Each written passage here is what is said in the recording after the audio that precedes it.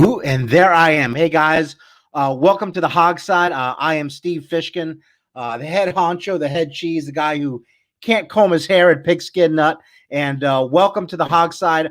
I am actually filling in for CJ while CJ is trying to get into his house. So CJ is locked out of his house, waiting for the lady to come home. And hey, these things happen, and I'm here to carry the load and talk about the New York Giants for the next hour. No, I'm just kidding. So we're going to start things off, and I'm just going to kind of give my perspective, as an outside fan here. These things, and I think the biggest thing we got to talk about, and I'll dive into some quarterback stuff, or at least I'll get as far as I can, until CJ gets here. But ultimately, you look at this Washington football team right now, and you look at the quarterback situation. I got to think that from Ron Rivera's standpoint, he didn't bring Dwayne Haskins in. He didn't. He was the previous regime, and Dwayne Haskins, got benched.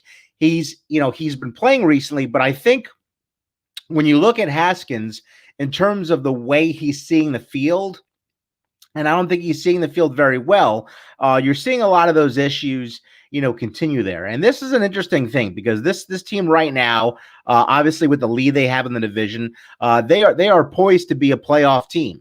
And with that, with the fact that they're poised to be a playoff team, they don't really, there's not a lot of whole stability there, at the quarterback position. There are teams that sometimes squeak into the playoffs, and they can make a run.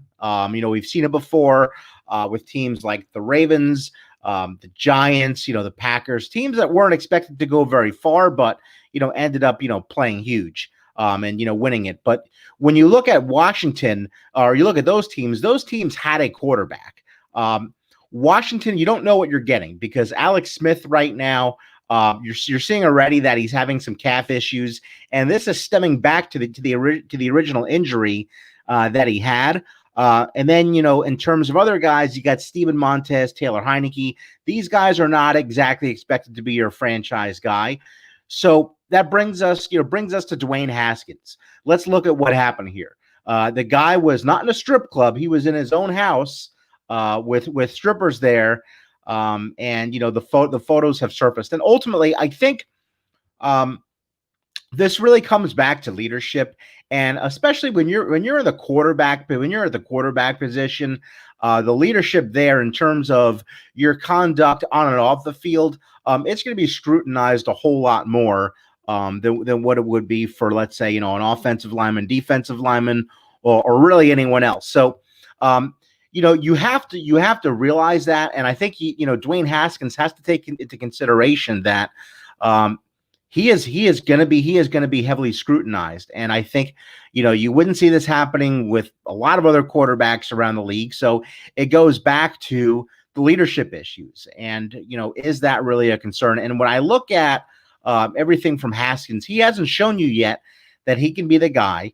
I'm not in the locker room, so I can't know for sure. But from everything I'm hearing, it sounds like, he has a desire to do well. But, things like the way he reacted with the benching when he was initially benched and some of the other stuff, you do wonder and you do worry about it, just a little bit there.